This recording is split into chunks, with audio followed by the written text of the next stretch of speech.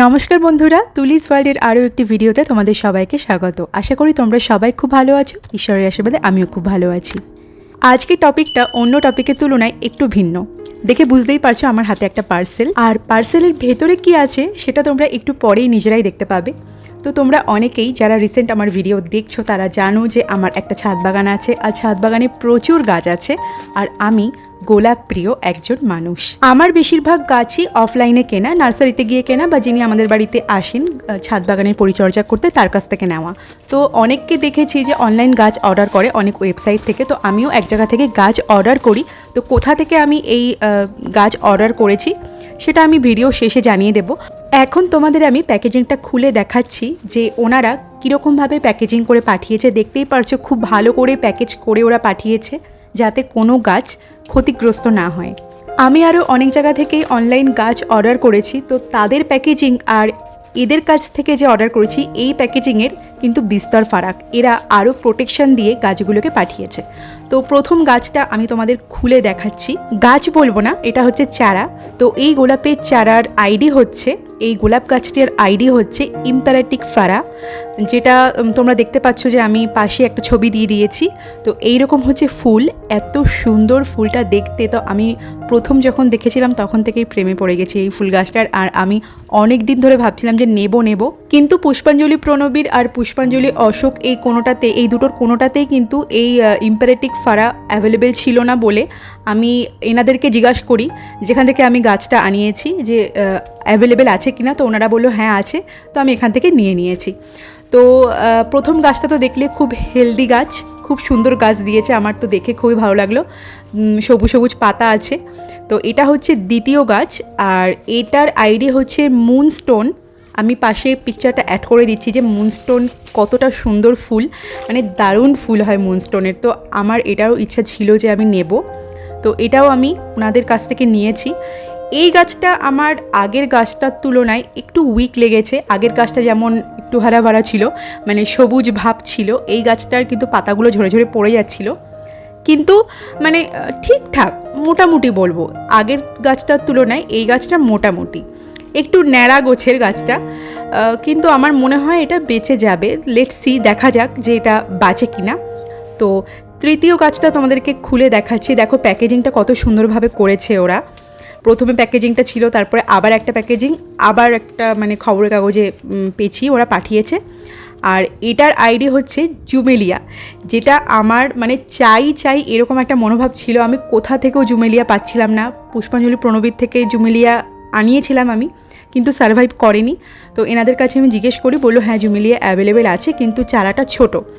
তো ওনাদের কাছ থেকে আমি এটা আনিয়েছি, কারণ আমার যে করেই হোক জুমেলিয়া চাই এরকম একটা ব্যাপার হয়ে গেছিলো। তো দেখলাম যে না, গাছটা মোটামুটি ঠিকঠাক দিয়েছে। আর দেখো এখানে ওরা মাটির বল করে দিয়েছে যাতে শিকড়টা খুব ভালোভাবে প্রোটেকশনে থাকে। তো তিনটে গাছ আমি তোমাদেরকে দেখিয়ে দিলাম, ইম্পারেটিক ফারা, মুনস্টোন আর হচ্ছে জুমেলিয়া। এবার আমি এই তিনটে গাছকে পটিং করব। তো তার জন্য আমি এখানে মাটি তৈরি করেছি, আর মাটি কিভাবে আমি তৈরি করেছি সেটা একটু সংক্ষেপে আমি বলে দিচ্ছি। আমি নিয়েছি 5 টব মাটি, নিয়েছি 3 টব বালি, বাড়ি তৈরির কাজে যে বালিটা ইউজ হয় মোটা দানার বালি, তো সেই বালি। আর নিয়েছি হচ্ছে 4 টব ভার্মি কম্পোস্ট, একটু সুপার ফসফেট, আর হাড় গুঁড়ো বা শিংকুচি এগুলো যদি মেশাতে চাও তো মেশাতে পারো। মেন মোটো হচ্ছে তোমাকে মাটিটা আগে তৈরি করে রাখতে হবে, আর 20-25 দিন মাটি ভিজিয়ে রাখতে হবে, এতে ডিকম্পোজ খুব ভালোভাবে হয়। কিন্তু আমার যেহেতু মাটি তৈরি করা ছিল না, আমি ইনস্ট্যান্ট মাটি তৈরি করেছি। তো তোমরা যারা জানতে চাও যে আমি মাটি কিভাবে ডিকম্পোজ করি বা মাটি কিভাবে তৈরি করি, তো আমাকে জানাতে পারো কমেন্টে। আমি মাটি তৈরি করার ভিডিওটা তোমাদের সাথে শেয়ার করব। তো আমি এখানে ইনস্ট্যান্টই মাটি তৈরি করেছি, যেহেতু আমার আগে থেকে মাটি তৈরি করা ছিল না, তাই জন্য আমি ভার্মি কম্পোস্ট, বালি আর মাটি দিয়েই মাটিটা তৈরি করেছি। না হলে শিংকুচি বা আরও অন্যান্য যেসব ইনগ্রেডিয়েন্টস আমি বললাম সেগুলো মেশানো যেতে পারতো। তো আমি এখানে মাটি তৈরি করে দেখো প্রথম গাছটা বসিয়ে দিয়েছি, এরপর একে একে 3টে গাছ বসিয়ে তারপর তোমাদের আমি দেখাচ্ছি। দেখো আমি এখানে 3টে গাছই বসিয়ে দিয়েছি, 2টো মাটির টবে বসিয়েছি, আরেকটা প্লাস্টিক টবে বসিয়েছি। আমার কাছে মাটির টব অ্যাভেলেবেল ছিল না, ওই জন্য প্লাস্টিক টবে বসিয়েছি।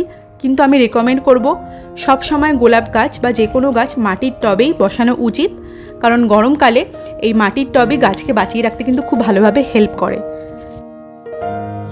এবার আমি একটা কাঁচির সাহায্যে গাছে যে শুকনো শুকনো ডালগুলো বা মরা ডাল বা হলুদ পাতা এইগুলো কেটে নিচ্ছি, কারণ এগুলো থাকলে গাছ বৃদ্ধি হতে অনেকটা সময় নেয়, গাছ তাড়াতাড়ি বাড়তে পারে না।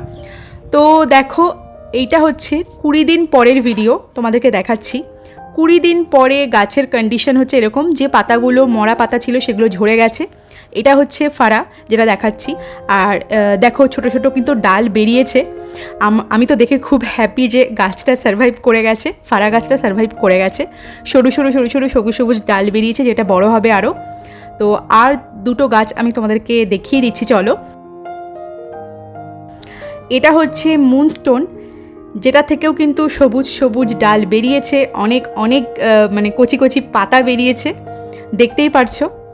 এই 3টে গাছ লাগানোর পরে আমি এই গাছে শুধু সিউইড এক্সট্র্যাক্ট আর হিউমিক অ্যাসিডটা দিয়েছি সপ্তাহে 1 দিন করে।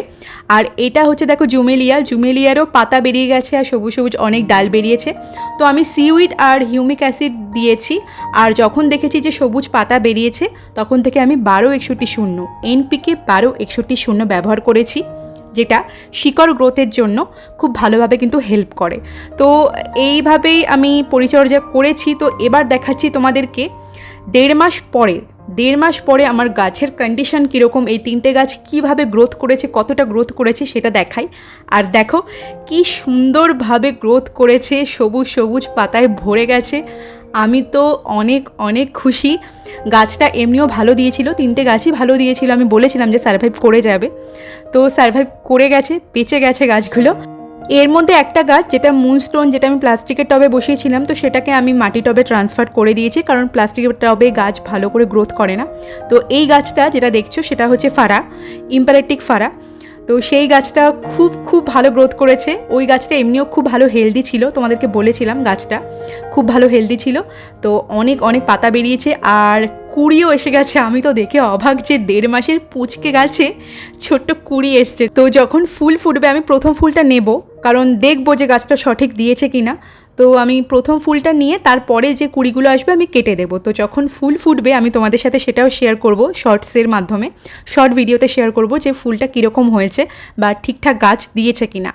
তো দ্বিতীয় গাছটা হচ্ছে মুনস্টোনটা একটু বলেছিলাম যে একটু উইক আছে, তো সেটা ন্যাচারালি একটু আস্তে আস্তেই গ্রো করেছে। ওইটা যেমন খুব ফাস্ট গ্রো করেছে ফাড়া, তো এইটা একটু আস্তে গ্রো করছে, কিন্তু গ্রো হয়েছে, পাতা গজিয়েছে। তো দেখা যাক এইটা কবে কুড়ি দেয়। এটার এখনও পর্যন্ত কুড়ি আসেনি। তো তৃতীয় গাছটা তোমাদেরকে দেখাই চলো, যেটা হলো আমার প্রিয় জুমেলিয়া গাছ। জুমেলিয়া গাছটাও বেঁচে গেছে। আমি এটাকে নিয়ে একটু সন্দেহে ছিলাম যে বাঁচবে কি না, কারণ যখন ওই 20-25 দিনের মাথায় তোমাদেরকে সেকেন্ড যে ফেজটা দেখালাম, সেই ফেজের পরে দেখছি একটু ঝিমিয়ে গেছিলো, পাতাগুলো কেমন কালো কালো হয়ে যাচ্ছে। তো আমি আবার এটার মাটি একটু চেঞ্জ করে আবার করে মানে একটু যত্নআত্তি করেছি আর কি, কারণ জুমেলিয়া খুব সেন্সিটিভ গাছ আমি শুনেছি। তো দেখো তারপরে যখন একটু যত্নআত্তি করলাম তারপরে কিন্তু ভালোভাবে গ্রো করেছে, আর কোনো অসুবিধা হয়নি। আর আরেকটা চমৎকারের বিষয় হলো এই জুমেলিয়া গাছটাতেও কিন্তু কুড়ি এসে গেছে। মানে আমি তো পুরো অবাক যে এইটুকু ছোটো ছোটো গাছে কি সুন্দর কুড়ি চলে এসছে। ওই দেখো ছোট্ট একটা কুড়ি এসছে।